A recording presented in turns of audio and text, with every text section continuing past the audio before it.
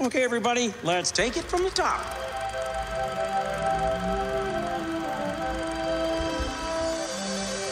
To all who come to this happy place, welcome.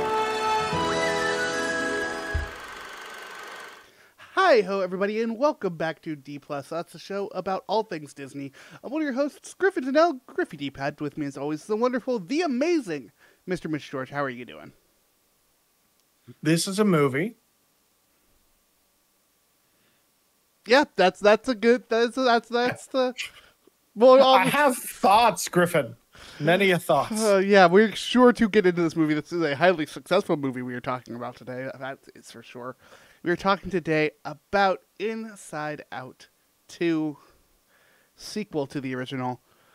Wild that we got a second one, but I'm kind of here for it. Of course, we'll talk all about this movie, goods, bads, difference, etc., but we're not doing it alone. Welcome back to the show, Kyle. How's it going? Very good. You can say that Inside Out 2 scored a goal on Mad Max and destroyed it in the box office multiple times over. Who really So cares far, about so, hockey? That's yeah. all I have to say. It's like, why do we... Go why? Florida! You're on a podcast They with two won. Canadians. Come on. I know, that's why I have to say it. I have to fight back against this at least a little bit. Well, stop letting me bring Canadian friends on the show, and we'll stop talking about hockey. Yeah. Also, it's a movie that very much involves hockey. And ads with hockey during the playoffs. Thank you very much. Like I say, yeah, this It was movie, well timed. the entirety of this movie is at a hockey training camp, so yeah, fair. Yeah, so my analogy was correct. We got a lot to talk about today. This is one hell of a movie. But a little bit of rigmarole before we jump into it. First off, hey, thank you for listening. If you're listening on podcast services, head on over to the YouTube version where you can see our lovely faces and some of the stupid bits we do. Like me bringing Figment onto the show. There's reason for that. I'm We'll going get to be into it. honest with you. I'm not sure how much longer I can keep this thing on my shoulder. It's actually kind of uncomfortable. Should I go get my shoulder Groot, and we can all just hang out with shoulder dudes? Nah, I think I got like another couple minutes of this thing tops. Yeah, someone went to the parks, which is why we're, later than usual on this, and like 3 episodes behind I would on the say, and Acolyte. speaking of that, we do have our weekly series right now of the Acolyte that is currently behind. I am finally caught up today. We will record that eventually and get those all out. Sorry, I took a vacation for once. Don't even worry about it. You do what you got to do. Griffin taking a vacation. If you have stuck around, you might know this is very rare. So, yeah, we did the thing. Go check that out. Go check out our other stuff. We will be around for more episodes coming up soon. And we'll probably do an episode about the park here soon, now that one of us has returned from them. Yeah, we had something on the roadmap for that. We do, and I know. Although we got Deadpool and Wolverine in like 3 weeks, so who knows? That's gonna become priority, of course. I'm still gonna get my tickets to that. Yeah, same. Anyways, let me hit you all with the facts before we jump into really talking about this movie in particular. Inside Out 2 releasing on June 14th, 2024. Currently, box office of $761.9 million. Absolutely crushing it at the box office this year.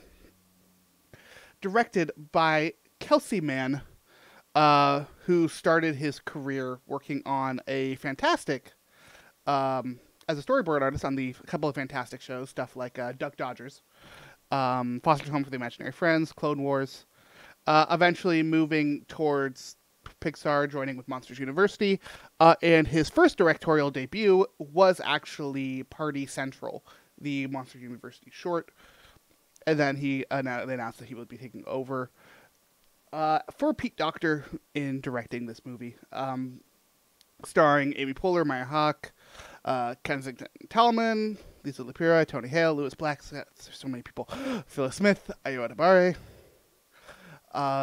Music in this movie done by Andrea Datzman, who absolutely killed it music-wise. Most of what I want to talk about, frankly, is the music, because for me, Taking over for one of my favorite composers, Michael Giacchino. And using his original theme in such a fantastic way. How do you not? It's such an iconic theme. Runtime of 96 minutes.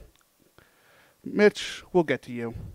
But Kyle, you're our guest, so I want to know what you thought of Inside Out 2. I really enjoyed it. I got early access thanks to another fellow podcast. I'm not sure any names. If I can, I will say it. Yeah, go for it. Oh, go for it, Nate. It's great. Okay, yeah, Geekcentric. Yeah, I got Geekcentric gave me the tickets to go see it. I went with my friend. It was very enjoyable. They had the usual popcorn buckets. It was the Anger's Head. It was fun watching people try to open it and not realizing where to open it to get the popcorn. Disney is extra when it comes to popcorn buckets. Parks, movies, doesn't matter. It had a light, and I was hoping that the kid in front of me would not turn it on every single time he was trying to get popcorn. But anyways, the movie, I really enjoyed it. I think they did a really good job of changing it up, but still kind of keeping the same storyline. But we can get that later. I think they could have changed it a bit, but in all, I think a very good movie. I really enjoyed it. I think it's been an emotional movie too. Maybe not connecting too much as us because it's a different one, but I think we still all went through puberty, but not that kind of puberty maybe. But yeah, I'm interested. That's definitely going to be one of the big topics of this movie. Mitch, what did you think going into this movie? So I will start this by saying I prefer to see movies like this without kids around, like going to a theater that is 19 plus, adults only, because it can take away from the experience, at least for me, a little bit. That being said, I saw this movie at how do I explain this movie theater? Basically, this dude has just this. He's got his house in the woods up by where my family has a seasonal home. Pause. What's the name of the theater? Highland Cinema. Shout out to Highland Cinema. It is a movie theater / stray or feral cat rescue, where the proceeds of the theater go to running the theater, but also feeding and housing these cats. This dude basically has bought up a whole bunch of stuff over the years and built 5 functional movie theater or auditoriums onto his house, as well as a museum of just the strangest movie oddities you'd ever see. It is absolutely incredible. Griffin, I don't care if and when you're able to make it to Canada. I want to take you to this theater in particular, which is about 2.5, 3 hours north of Toronto. This is not the right one. I will find the right one. Yeah. I will send you an article. But it is absolutely incredible. Anyone in Canada, Ontario-ish area needs to check out this theater. It is an experience, more so than it is a movie venue. I think that being said... Highland Cinema Theater in Ken Mountain. Ken Mountain, okay. Kawarthas, yeah. It's absolutely incredible. I love this theater. It's just it is a love letter. Like this dude's passion for movies comes through in the way the theater is maintained and the museum experience and all that. It's absolutely bonkers. That being said, seeing this movie surrounded by kids, I was apprehensive. The kids seem to really enjoy it, but for us adults, this is probably one of the more adult Pixar films. I know we had Soul, we had even Elemental with, the romantic comedy elements. Like, this is a very adult movie in the ennui of the emotional spectrum that's presented here.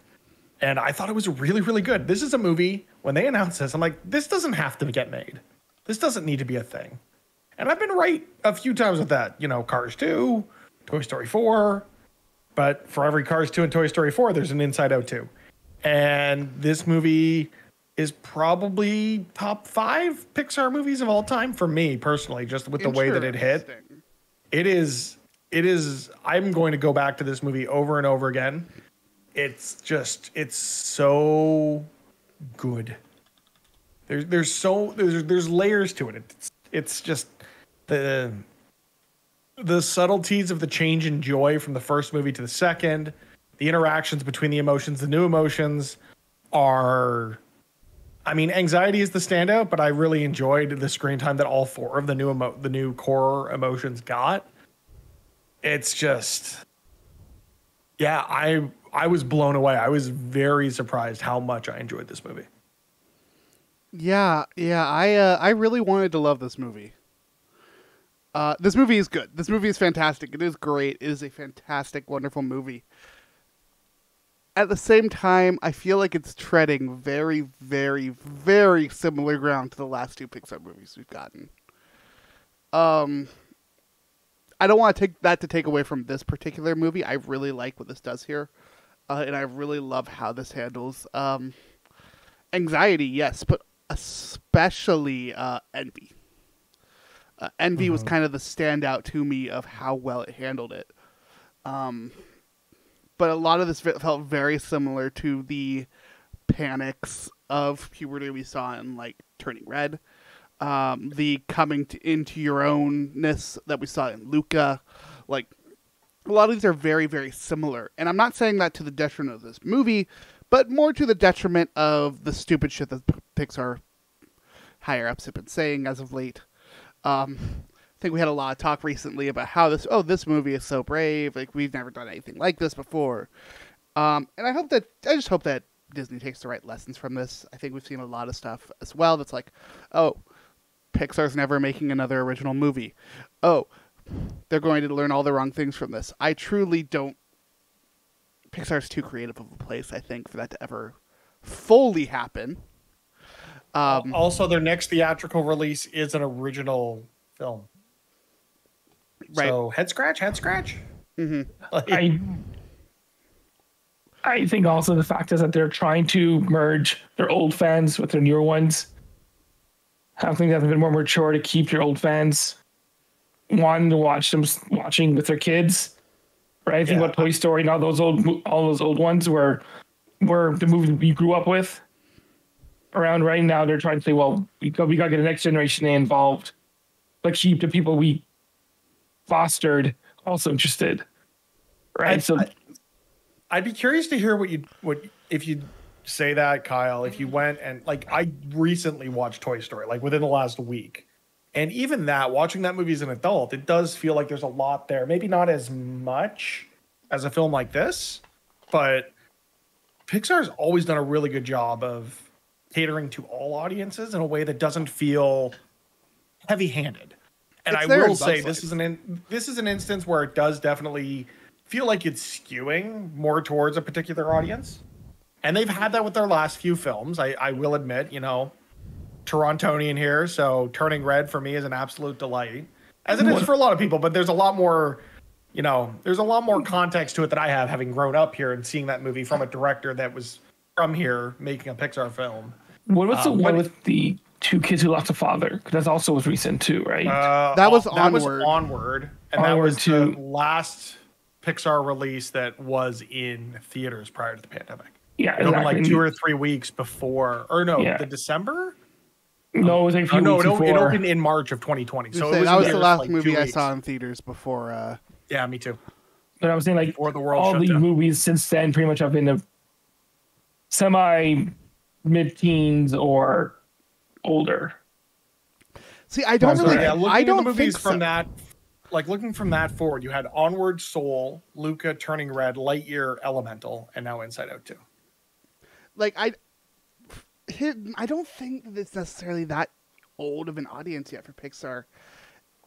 Part of this is just, I'm learning a little bit more about where things are at, but like, these topics are more important younger and younger every day. With just where everything got. Anxiety is a very, very real topic, especially in children right now. Well, I mean, looking at Riley as the main character of the film, that those formative years, 12 through 16 is where we should be. Like, that wasn't talked about much when I was a kid. It's something that definitely should be talked more about now at those ages. And also looking at Nui, right? Like, pretty much is like the doom scroller that everybody now. Well, there's that, but I think with Ennui, it was also just the lackadaisy nature, or like the dismissiveness, which is. I think Ennui was made to be like your joke about teenagers not doing shit. Yeah, Ennui is there to be like teenagers just don't give a shit, which is fun because it is a stereotype, but it's something that it was interesting seeing Riley, cycle through all of these new emotions that she was feeling, quote unquote, for the first time within the scope of the film. But I mean, just as a person being able to centralize those feelings into these specific emotions that became, part of her psyche, basically, right? As the film starts, it's really mature of a preteen teenager to recognize these things, even subconsciously, which these are all emotions that are subconscious. So it's I've always loved Inside Out, and I think this does everything that Inside Out did, but better. Yeah, I would fully agree with that statement. Same thing. I think that Joy kind of has a similar storyline, just a little bit different from the first one. I think we go full spoilers now because I really want to talk. Yeah, I do want to talk about that journey here. And I want to talk about it because it's definitely the focus point of the movie. So we're gonna go full spoilers from here on out, folks. If you don't want anything spoiled, go watch the movie. Come right on back. No issues there. But yeah, Joy's full stop. Cool, great. We can move into full spoilers. Joy's story is very interesting to me because, for me, it didn't feel like there was a ton of character growth in Joy in this. Yeah. So much as just Joy's acceptance of where she's at, and everybody and the other three kind of coming to meet her. For the original, Joy and Sadness have this massive character growth in the first one. And I feel like we still have that. You can even see at the very beginning of Joy trying to get along with anxiety and trying to work with them and whatnot. I feel like the character growth in this one is on disgust, anger, and fear a little bit, but it's mostly on anxiety. And I feel like that is really freaking cool to me. I loved that. You're essentially your antagonist, not a villain. I want to throw that out there because people seem to mistake antagonist and villain. Sorry, Mitch, did you just get a milkshake? And some popcorn? This is actually a frozen root beer and movie theater popcorn. Neither of which were asked for and both of which are greatly appreciated. Thank you. I do also think that Joy has still trying to model Riley like the first one with the bringing the bad memories to the back of the mind, still trying to coddle in a way and not really learning what she learned from the first one.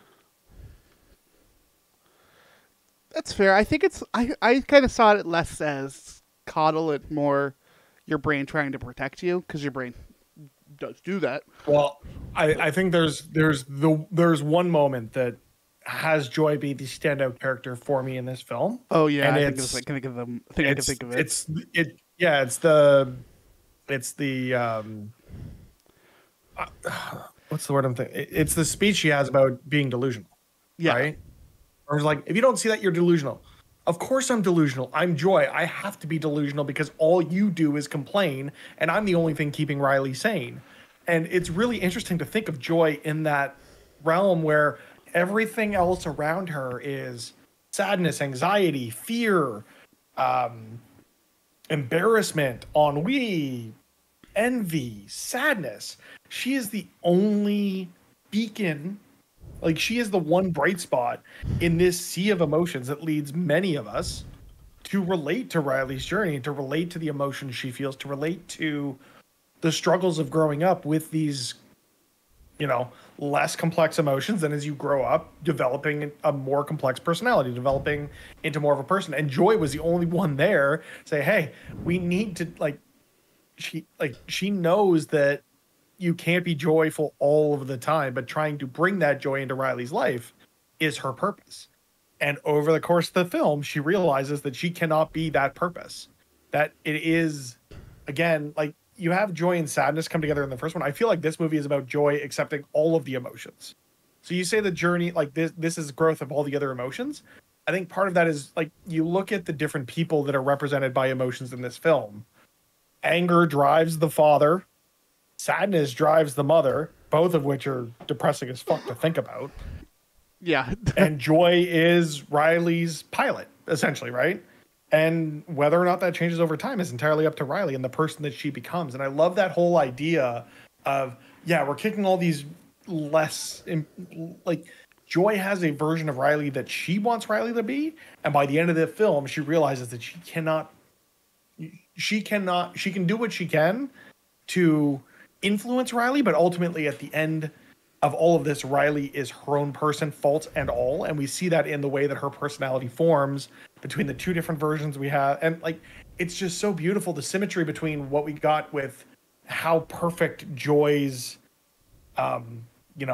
tailored version of Riley's personality is, of like she's a good person, and then Anxiety just trying to build up all of this, like protect Riley by making her fit in, and by doing so, I'm trying to remember again, I saw this opening weekend, so trying to remember back. Some of this is tough, but like the version of Riley that comes through is that core personality isn't what Anxiety was trying to do, but it's the way that Riley it's that thing handled of that anxiety. Anything built on anxiety is always going to be rooted in anxiety. So I think, trust me, I know this very well. It is an issue. It is a massive fucking issue that I have to fight every day. But it ends up going to what ends up saying is I'm not good enough, which I think is such a great choice for that to kind of be this big emotional crux in the movie, because that is a feeling that we talk about, like the universalness of. Sorry, getting a phone call. A universalness of like Pixar storytelling. I'm not good enough is such a universal feeling that everybody feels at some point or another. So for them to actually to address that and make that this crux in the movie is very, very smart, and I really like that. Yeah, go ahead, Kyle. I was going to say, like, the thing that grew out in the center? Was it like her, what do they call it?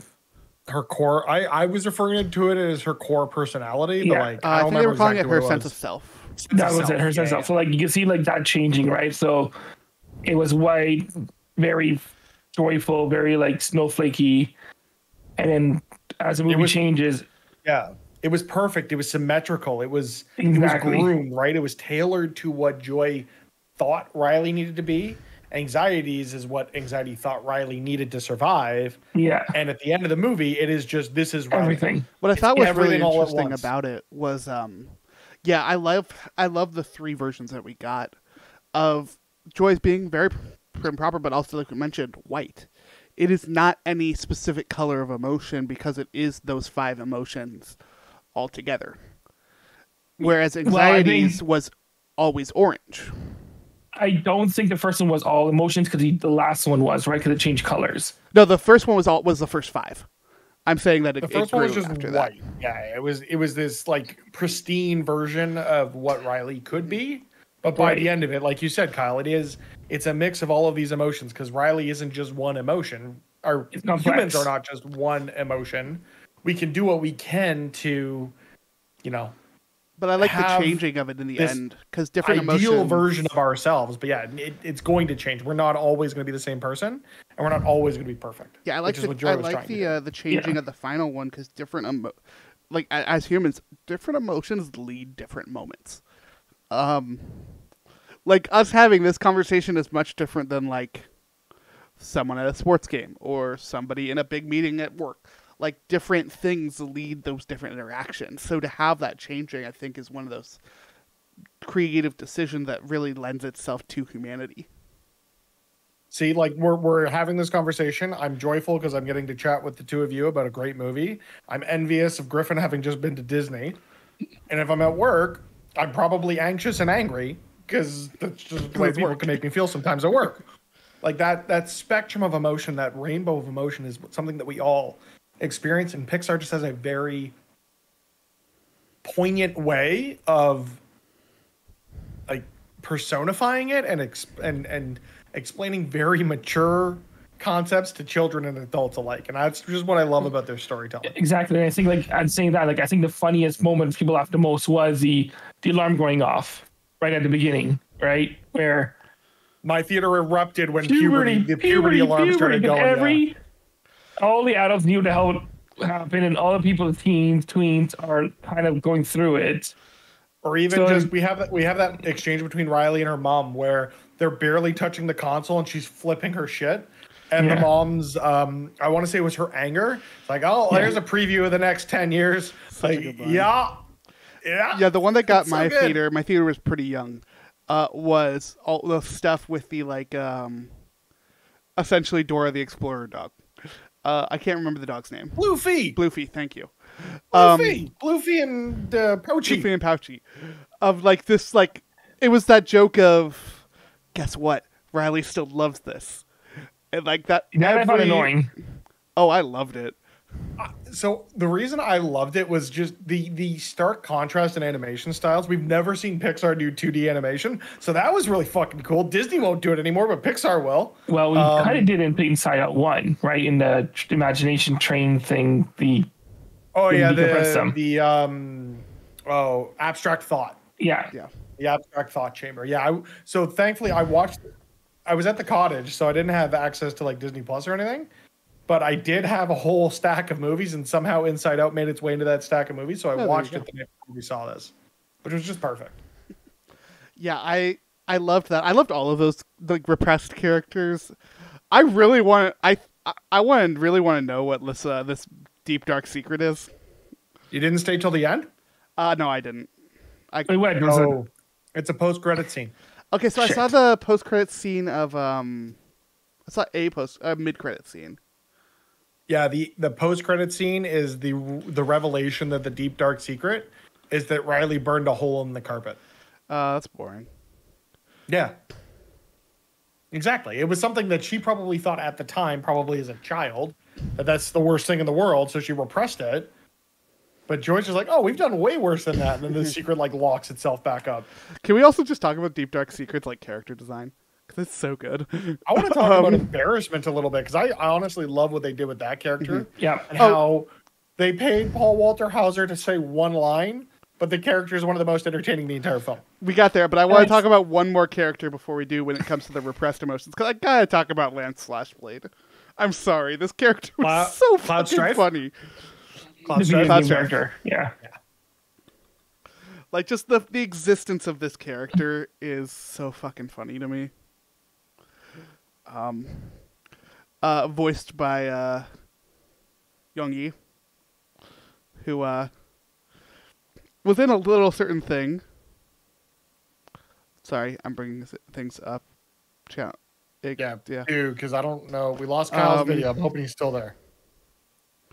Because he has been voices in Crisis Core, Final Fantasy, course he is. Spider-Man 2. Like he does video games, so I always love whenever we do that. I'm just looking at. I do some- want to talk before we move on to anything else. I do want to talk about the voices real quick because it is unfortunate that we didn't get Bill Hader and Mindy Kaling reprising their roles of Fear and Envy or Fear and Disgust. It's unfortunate to see situations where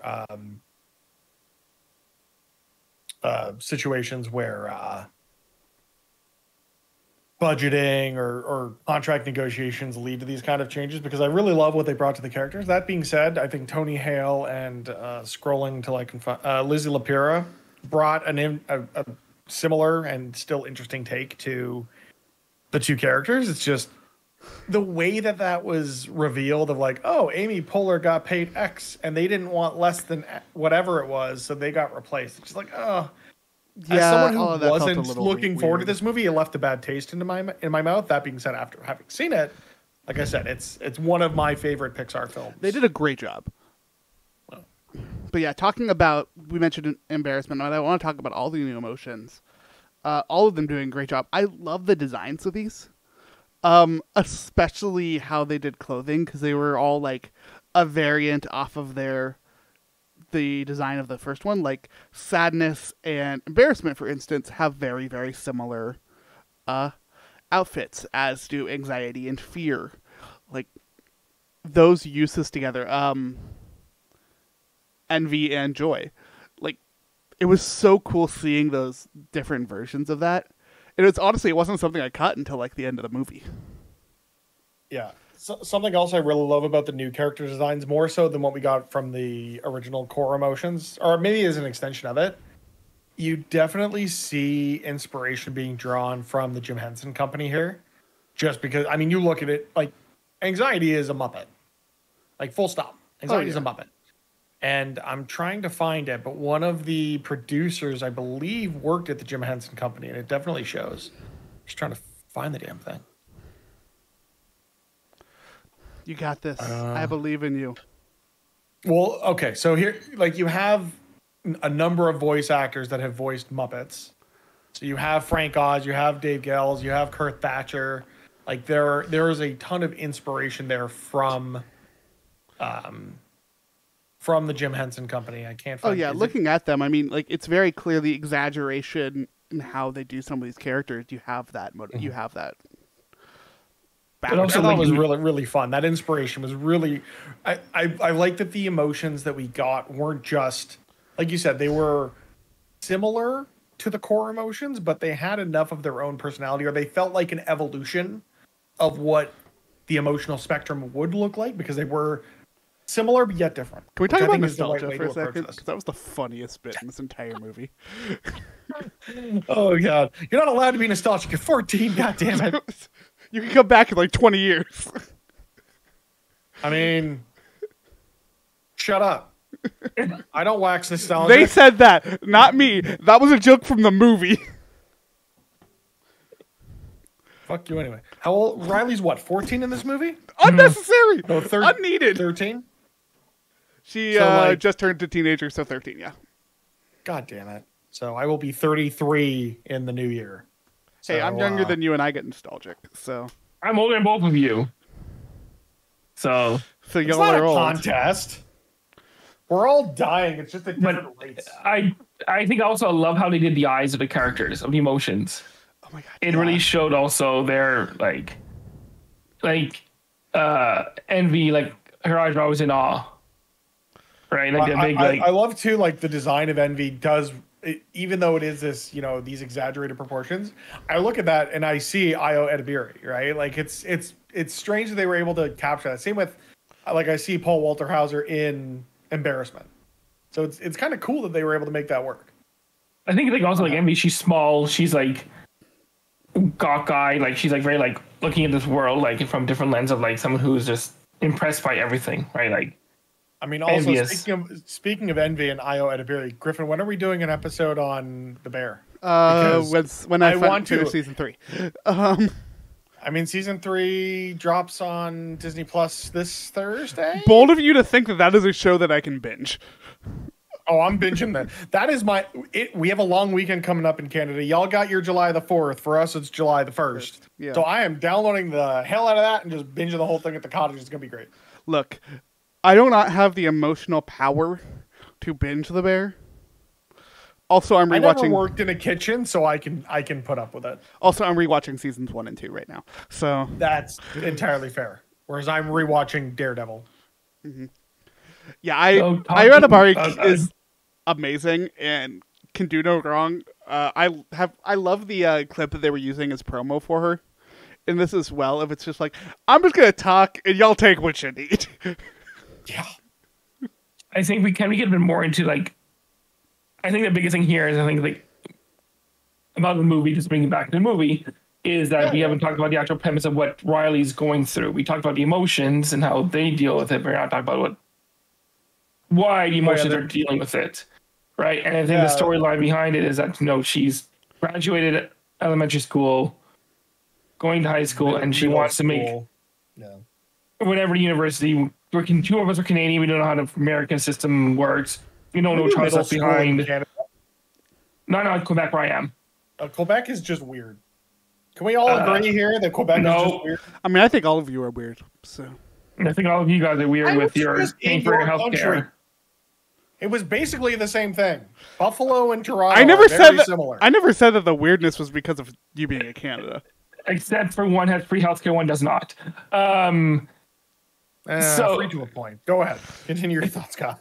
So my point is that, like, it's the idea that you want to try to fit in, and she wants to fit in with these high school students who are like what she thinks amazing hockey players, and she was killing it in her league, and now wants to fit in. And she has two friends also going to this camp, who are maybe not where she finds out they're not going to that school. So she has this split of do I want to be friends with my old friends or try to join this new clique? Yeah, I feel like that's such a universal story where we've all felt that at one point or another of trying to change yourself to fit in. And you can ask Carmen. You got either of us drunk, and the high school stories she would tell about me, and the curly hair that would go out to here, and pointing kind of at my shoulders for those listening. We all did weird things in high school to try and fit in. Granted, that might not have been who you were as a person, and I love that Riley's journey here, just in these 3 days, is kind of that entire experience of making yourself out how you feel like other people need you to be, which is when anxiety is taking over, and ultimately finding who she was as a person entering high school, which I'm sure will change by day 3 because it does for all of us. Oh, absolutely. I loved so much about that. I loved her fangirling moment as well. That was very much a "oh no, she's hot" moment, and I'm keeping that at that point because these are teenagers we're talking about. But this like clear crush that she has on this girl, I cannot remember the high schooler's name. Val.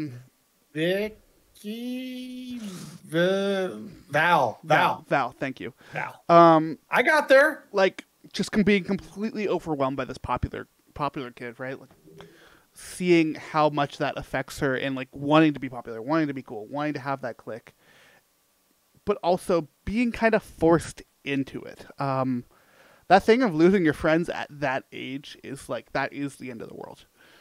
It's so real too. Because we all experience, like, I can count on one finger the number of friends from high school I still have, and we share a bed.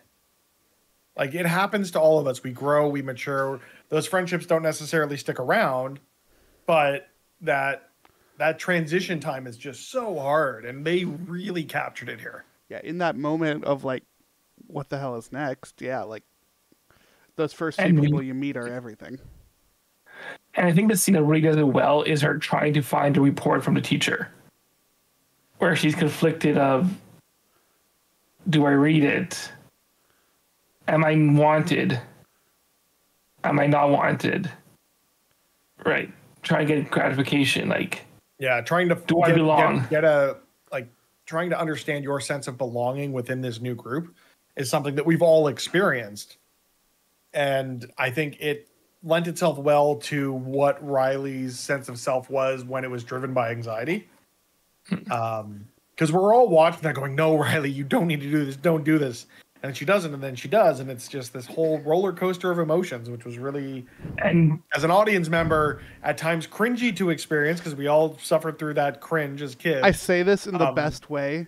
This movie is one of the most cringy movies that I've ever seen. And I love it for that. And it's also like fun that it's Sadness who's trying to protect her. In a situation where it's like, if you threw up, you're gonna be sad because you got caught, right? Like your first emotion is, I'm down with myself, right? Like, what have I done? Yeah, that panic and all of that is exactly. So like it's fun to see, and she's seen that sadness and embarrassment, the two ones that come together kind of in that situation, are kind of working together to try to stop her from looking.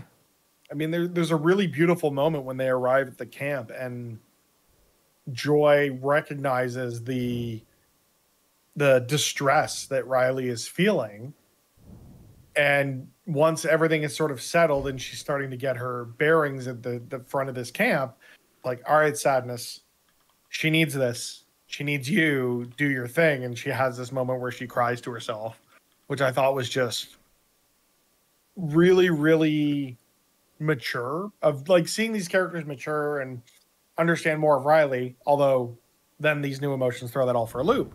But just the rapport between Sadness and Joy was really nice to see that growth from the first film of Joy recognizing when sadness is needed and not trying to put Sadness in the circle of sadness where she stays in the corner. And she's the one sent to headquarters because she's the one who knows Riley best because she's read the manuals. I think is really, really, it's really, really neat. The when they were trying to figure out who's going to go back, I'm like, oh, okay, so this is where, you know, fear, disgust, and anger, or fear and disgust are minimized because they're sent back to headquarters, and that's why they wanted to pay Hader and Kaling a little less for the role or whatever. But that wasn't the case. It was, this is Sadness's job because Sadness is the one that knows Riley best, which I think is really great to see that growth from the first film.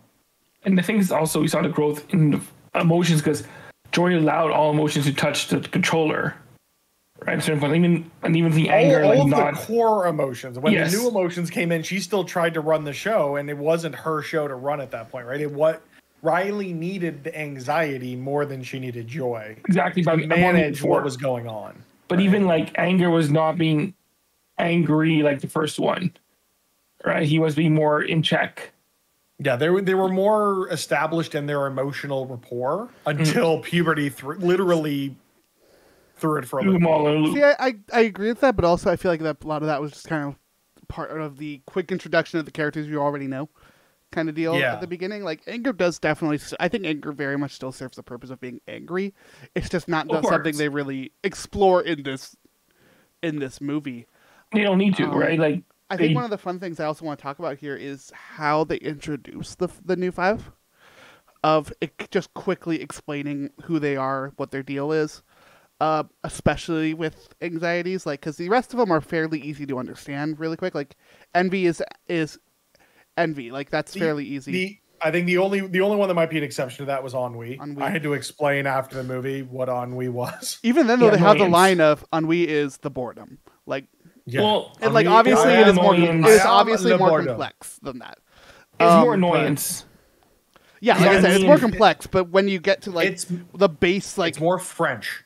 But ennui in French translation is annoyance. yeah, but when you need So to explain something in 5 seconds to a bunch I of meant more. kids, So I was just poking fun at the French being very standoffish. yeah, and it's annoying. alright. A bunch of the French are about to take a poop in the Seine anyway. So, that is the actual thing. Look it up.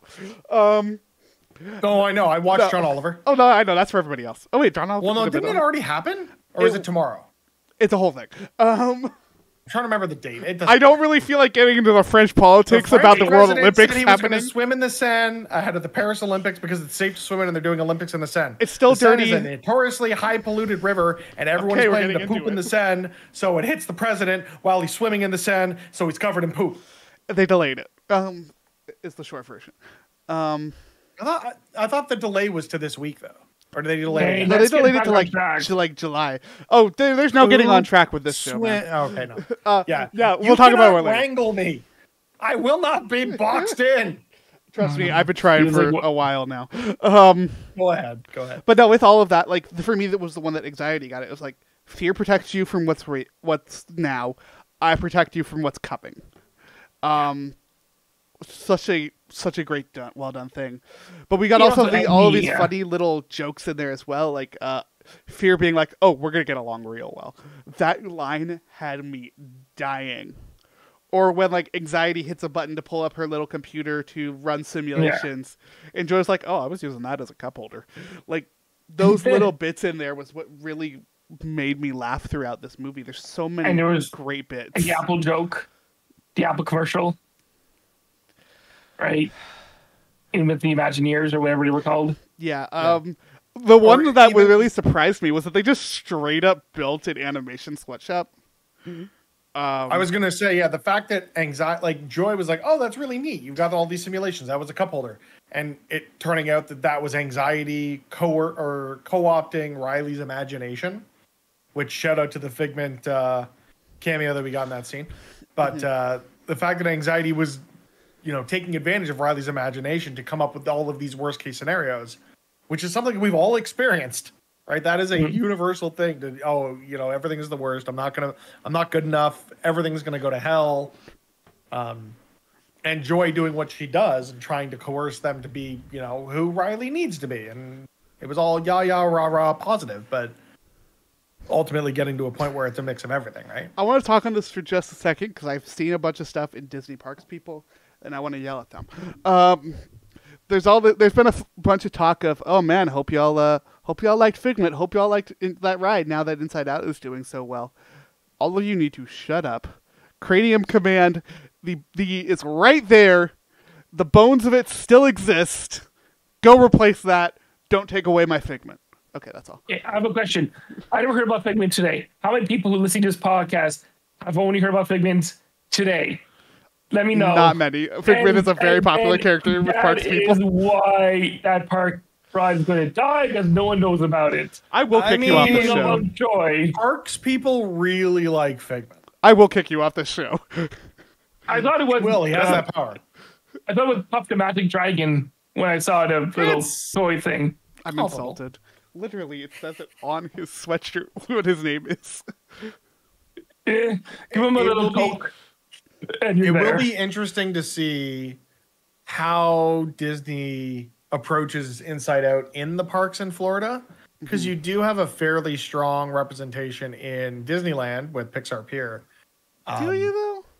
Like it's I mean, Pixar you got Pier's them- there, but it's just a spinny ride. There's nothing really special It's about it. okay. I have a great photo I'm going to show you later. It was the first ride that we rode on our California Adventure Day, and Carmen is half asleep, and the picture is just her like half smiling, half asleep. It was Fair. Okay, lovely, fair. lovely. Fair. No, mean, I you think can- it was already getting. I mean, even just Pixar representation in general is kind of what I was getting at, where California's kind of got it figured out. Florida is still figuring out, everything new is IP, but everyone loves the classic park stuff, and finding that balance is going to be challenging. yeah, from a we're gonna parks have that. perspective, We gotta have which that we will conversation talk about. soon. Yeah, it was interesting being down there when this released because they were the gas was on the floor down there for promoting this movie. Everywhere I looked, there was Inside Out merch. I mean, it not worked. just- Look at how much money this movie's made so far. Not just like selling it. Like people were wearing it. I saw so many people with anxiety, specifically stuffed animals, like And everywhere. So like they're definitely going to do something. The They have question is to. just And- simply what. talk about advertisements and talk about two Canadians on this podcast. It was everywhere when you watched hockey. Because Inside Out Yeah, 2, it was all over the it NHL playoffs. really worked with the NHL, like all the emotions of playoff hockey and stuff. It's a It was great better than the acronym. Boston Pizza advertisement. For those that don't know, Boston Pizza is a Canadian fast casual chain that focuses on pizza. They had a whole Really? ad campaign trying to get everyone to cheer for the Edmonton Oilers. I am a Leafs fan. You wouldn't catch me dead cheering for any other Canadian team. I'm sorry, Kyle. Canadians can fuck die in a hole. That being said, it was a really weird campaign that they try to push on everyone. I'd And rather then watch much Nintendo up Canadians commercials. side, I'm never trying to cheer for the Leafs. And I would never he expect you run to. more I than would 2 never rounds expect ever. I would never expect you to, Kyle. I love that like Mitch actively watches his language when we record this. And one of the rare times that he curses on the show is to talk about hockey. And I love that. Fuck the Montreal Canadiens. I respect Multi that. Tapanaki si Kalis, le Mozik Tadrota Maple Leaf la. He said words and I do not understand what those words are. Neither do I, and I know French. You're all swear words. I'm sorry to all a of our French audience. French-speaking listener. And very religious words We too. appreciate you. love all of Tabernacle, you. Kalis. Anyways, I want to talk about a couple other things here. We're not obviously, folks. We're not going to do a story beat. We don't do those for the new movies. But the Too one, hard not being able to go back and take notes. the last thing I really want to talk about here, in terms of like actual specific scenes, because there's many great ones, but the best one I think is honestly the panic attack. With when she's in the penalty box, and watching anxiety create this like tornado around the An the emotional console. whirlwind, so to speak. Yeah, that's the name of the ride. And That's the name of the ride in Disney, California. Yeah, I'm like, wait a minute, I think- recognize this. Sounds familiar. I think so. That sounds right. Hey, Carmen, what's the name of that Inside Out ride you were half asleep on in Disneyland? If she remembers, I'm genuinely impressed. If she was half asleep on it. She said it was a sorting kind of thing, which is nothing. Yeah, do you remember the name?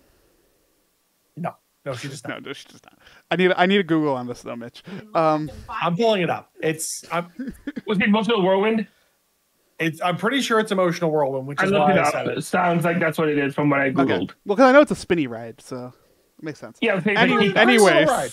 Great little ride. anyways, getting Pixar Pier's not very busy in the morning. You can do all the rides before 9 a.m. and then you can do Incredicoaster like 10 times later. Single rider. No, we did it. We did it. So we did that. We'll talk about it later. I like single rider. Anyways, yeah, this whole moment there for me, what is also Joy eventually getting in there and not being able to touch anxiety was a very great moment for me. If it's like, no, when you're in that mode, you can't get pulled out of it. Nothing can really yank you, hard reset you. You have to bring yourself there. You have to get there yourself. That was something that was really, really cool to me to see in this movie, and how specifically they handled that, because I think they handled it very well. Yeah, I think the nicest thing for me in that scene is the idea of letting go, right? Our emotions do try to make us, feel a certain way. And I'm speaking out of my butt here because the science behind brain chemistry and how that leads to emotional response and emotional distress, anxiety attacks, panic attacks, etc., is not my forte. I will say that right now. But the idea of finding a way to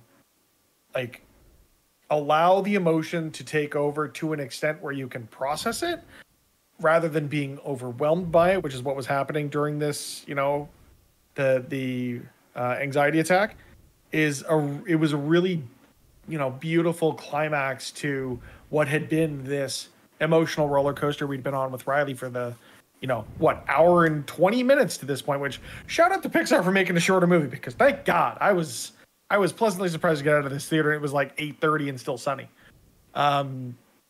But no, I thought it was a really lovely way to just kind of understand your emotions are a part of you. You can never, similar vibes to the first movie, you cannot suppress your emotions. You need to experience your emotions, but you need to, grapple with the idea of processing your emotions and letting go, understanding you're going to feel a certain way and then you're not.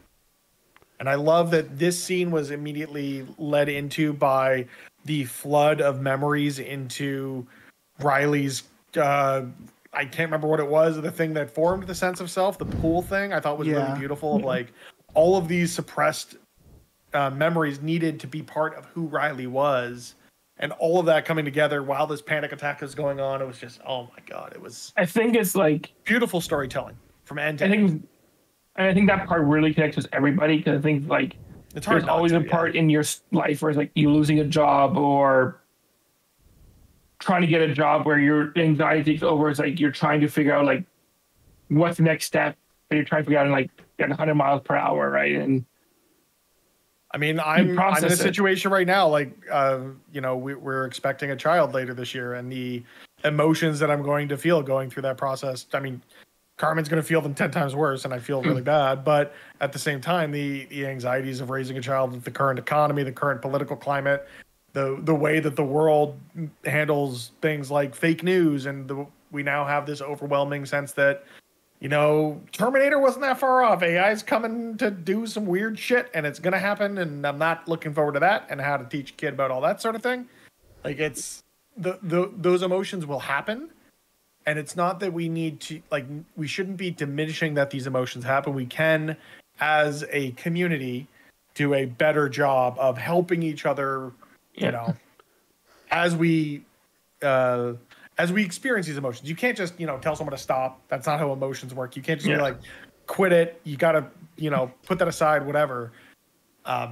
We as a collective can do a better job of helping each other with understanding the emotions we're experiencing and just being there for one another. You can't I'm going to help you with this. I'm there for you. Whatever. Yeah, exactly. And I guess with this is where I want to get into what my final pondering would be was, do you think we would need a third one? Do you see a third one for her life is still young, and I think I'm talking about that growing as a parent. I still feel her parents are still so out of the loop where I think we can agree now with the world changing. When before, was, oh, you become a doctor, you become a teacher, you become this and that. But with the world changing so fast, it's harder for a parent to be to help the kid grow up in terms of finding a job, because jobs now are completely different than what they were when they were at kids, right? Computer science and all that were not existing when our parents were 20 years old, right? What's going to be in 20 years from now, right? When your kid's 20 going looking for a job, what's going to be available to them? You don't know. You just don't experience it. So that idea of the parents also having this anxiety of trying to help parent, and I think that's something that's not been shown yet. Guiding children the same way that Yeah. Riley's emotions are guiding her through this experience. I could certainly see the case for there was a great short after the first movie, Riley's First Date, that focused more on the parents' response to this, which I thought was really cool. I'd love to see more of those shorts exploring the emotions of the other people in this universe. Yeah, like we did at the end of the first one. I can see him doing something like I can also see there being a case for another Inside Out film if it focuses on, Riley graduating and going to college, or dealing with the death of a family member, or any of these things that can cause great emotional distress or a new emotion to, be established, and that being the crux of the film. I can certainly see them finding a way to I can see them doing something like Doug Days, where it is, or Cars on the Road, where it is these like shorts of different scenarios. I think that'd actually be a really fun way to do a lot of these. Especially, and you don't need to get the same actors. You don't. Or for this you kind of do. I don't see Diane Lane or Kyle MacLachlan not doing the role of mom or dad if they did want to do something like that. Oh no, I more meant like the anger, or like the ones you were saying that. I think we could go. Lewis Black's not doing much outside of the Daily Show, and I feel like Amy Poehler really likes his characters. You never know. Yeah, same with but some I of think the new that would folks. work. But I could see him doing that. I don't necessarily know about a new movie. For me, when it comes down to it, is the way the Pixar kind of does their things, right? Is they do focus a lot on originals, but if something is successful, they will make a sequel. That has always kind of been the rule. This thing made way too much money to not get more content, whatever content that ends up being. I am torn on this because from the creative side of Pixar, I could totally see them not doing another if they cannot find the right story for it. Because at this point, we are getting to a point where we are aging out of some of the younger audience members for this particular type of storytelling. That's why I would say more to focus on the parents in like maybe even 10 years. Even then, I think that it ages out children. Your core audience is still younger, right? Like in terms of Pixar's core audience, regardless of us aging out of it. I do still think Pixar does this great job of telling stories for all ages. So whatever characters they chose to focus on, some of the other hockey players or Riley's friends that went off to another high school, or parents, or whoever, or even just keeping it with Riley. Figure out a way to tell or having Riley being an adult, being a parent. See, I don't think we're getting that far. I think if we're going to do any more, it will be Riley in high school, and it will be more different experiences on that. AMAX style shorts of like Riley navigating her emotions in high school. Yeah, I think that because when I'm talking about aging out, I'm not talking about us. I'm talking about the youngest watching this movie, because this is still a very hard movie for someone who's super young to really get. My theater was full of 2 and 3 year olds that were having. I guess that's the thing I'm going to ask. Because if you look, we talked about we talked about Luca, we talked about all the ones that came out Turning Red, all of them. Everything since then, these coming of age stories, like just looking at Pixar in general, coming of age. You've got Finding Nemo. You've got Toy Story 3. You've got Brave. You've got Inside Out. You've got Coco. You've got Nemo Onward. 2. You've got Soul, Luca, Turning Red. Like, there's been a lot. That's been a core story beat when it comes to Pixar films. It's almost they like do there's a really good job of telling coming of age stories. It's almost like there's a lot to explore with coming of age stories. No, but it is. But I'm saying, I imagine even like it's supposed to be fun and everything. I imagine Elio is going to be is going to have similar vibes, right? You got this kid going to space, do space things, and mature as a character or whatever. It's a kid missing his mom while he's in space. Like, there's going to be some coming of age stuff in that. I get them just thinking is that what Pixar is going to be doing for next while, or will we see something new in terms of their storytelling? Or will they just kind of no focus in this? Look where we're at right now. We're getting Toy Story 5. I don't know what they're going to do with that. No one higher up wants to take risks. No one higher up wants to take risks right now. We are going to get the same type of storytelling in what we get out of all of these people. And it's not a Pixar issue. It is Pixar. It is all of Disney. It's Warner Brothers. It's Universal. Actually, it's Western media. Yeah. It's just Western media in general. Universal. What's coming out in 3 days? Is that Despicable Me 4? Twister? Yes. All right. But also at the Despicable Me same 4, but time over Twister's there is we're there getting as well. But at the same time there we there's are getting the Wild Robot, which is real different. it is. But is that going to do Despicable Me 4 numbers or the bad guy numbers? I mean, do you want my personal theories? Because I look at this and I think this is the next How I Met Your Dragon. Or Iron Giant. I would love to be wrong, but this is you talking about that movie right now is the first I'm hearing of it as someone who actively keeps up with this news. Wait, How I Met Your Dragon? What's all that? No. Okay, so sorry, How to Train Your Dragon. Oh, yeah, I was like, what is like what? Yeah, How I I Met Met Your Your Mother, Mother, your mother was a form of dragon. it? Yeah, obviously. No, I saw this trailer originally dropped in March, and I saw it like a couple months ago. Yeah, this movie genuinely looks incredible. Like this might movie of the year level of incredible for me. Highly recommend looking into the trailer for it. Now that's all I'm gonna say because this is a Disney podcast after all. Yeah, I don't see them do another one of these. Just because I don't think you have the correct story to tell there, and that is something that's very important to the DNA of Pixar. At the same time, the original pitch had 27 emotions, so Yeah, anything's you possible. I think if they wanted to go deeper in terms of going to, it'd be a harder subject, but maybe you can do it with more mental health, with more ADHD. We are seeing in generations coming up, like there is stuff they can talk about, but it might be hard to talk about. One thing they haven't talked about in any of these movies, or I mean in any of the Inside Out movies, they've handled it as a topic in other Pixar movies. Death. Yeah. Like that is emotion. Like that is a very significant Grief. emotional moment for anyone to have to deal with grief. So I'm going through it. I'd love exactly. I would love to see them explore that more so than they did with Coco.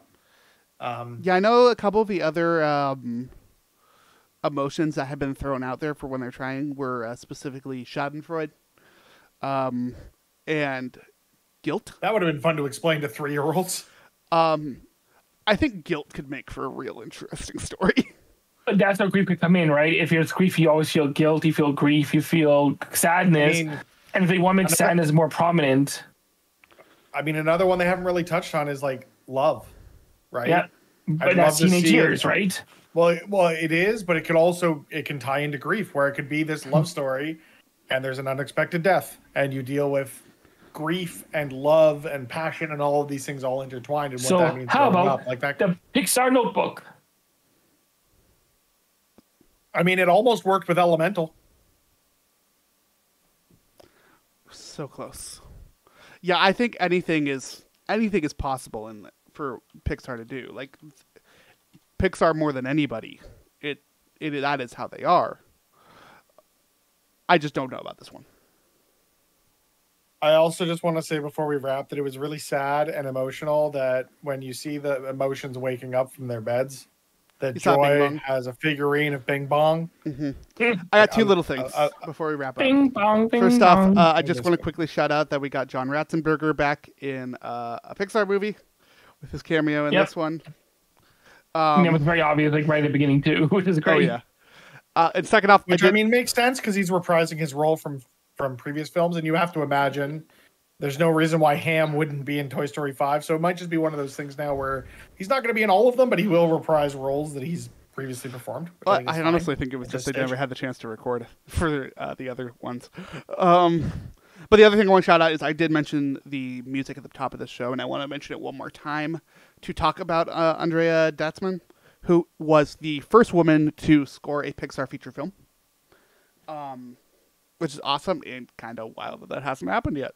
But especially with that, like there was a lot of great music in this, but I want to talk about the theme because I think that the theme of this is actually a really great place to end the conversation on Inside Out too.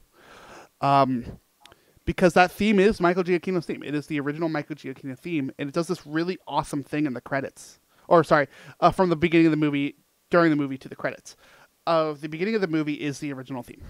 And then it goes into this more like electric guitar-y kind of updated version of like these two separate things to represent these two different groups of emotions. And then they combine together at the end of the film going into the credits to have this overarching ultimate complete theme for where Riley's brain is headed. Riley's emotions are at the end of this movie. Or And it's Riley's such- self, right? Yeah, and I think it's just this great use of music that we can always continue to play and have fun with that style of stuff in movies. So seeing that throughout this was just really cool. I really loved that bit in there. Yeah, 100%. I think like you saw, like even with her movie we talked about earlier, the symmetrical to herself, and then anxieties was more like exactly like It's hard. rock, right? Could go anywhere, right? And then it kind of like became everything, right? It kind of became a medley, right, of everything combined. It became this, like her sense of self is all of the emotions all at once. So it bringing together that, ideal version with the anxious version just made for who Riley was by the end of the film. And I'd love to see if they're going to explore that more with future films or future Inside Out projects, that they continue to play with music in the way that Griffin pointed out here. Yeah. But all of that is the future. We got to wrap this up at some point. So I want your guys' final thoughts on Inside Out too. Kyle, we'll start with you as the guest. I loved it. I think as a hockey fan too, it also had that part of it. And I think I do hope we see something in the future, maybe not a movie, but I think shorts, I think would work great, honestly. Like we did Doug's Days, something like that, where it's like maybe focusing on an emotion, or focusing on a situation that she has at school. Or introducing something like love, right? She meets her like they kind of had it in the first one with them printing on her like dream boyfriend. I mean, you almost had it here with her obsession with that boy band and the Fort Town poster above her bed. Don't think we didn't see that, Pixar. But yeah, Another but Fort like, Towny. I more meant like real life, like, oh, she has a high school like sweetheart kind of thing. Like, I know. Like, I think I do hope they do something different. Like, I do hope to explore it more in a way. Not that I'm just not how, but I do think we should see more. Mitch? I'm glad to once again be proven wrong. A movie I didn't think needed to be made is now one of my favorite movies of the year. One of my favorite Pixar movies ever made. It's absolutely incredible. Thanks for giving me the platform to talk about it. Trust me, I'm happy to have a co-host who deals with the stuff I don't want to deal with. So that is very rare that you make me deal with anything. look, you deal with people, which is the part that I suck at. So I mean, I suck at it too. I asked Kyle at like 4 p.m. Hey, Kyle, we're doing it tonight. You free? So thanks for being available, fair Kyle. enough, yeah. Oh, no worries. I mean, I wanted to be on back on his podcast, and I think this was a perfect fit in terms of Yeah, it's a great movie I time. actually enjoyed, and we actually had a storyline to this one. If you remember the first time I was on this podcast, Sword in the Stone. I like this. Yeah, to wrap yeah. things up here. Yeah, I like this movie exists. This was very much after the first one. The original Inside Out was not entirely my thing, but it was very much a movie of I am so happy that this exists for kids.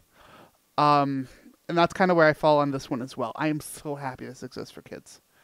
I'm so happy that kids get to navigate that time of their lives, these emotions, these feelings, with something like this to help them.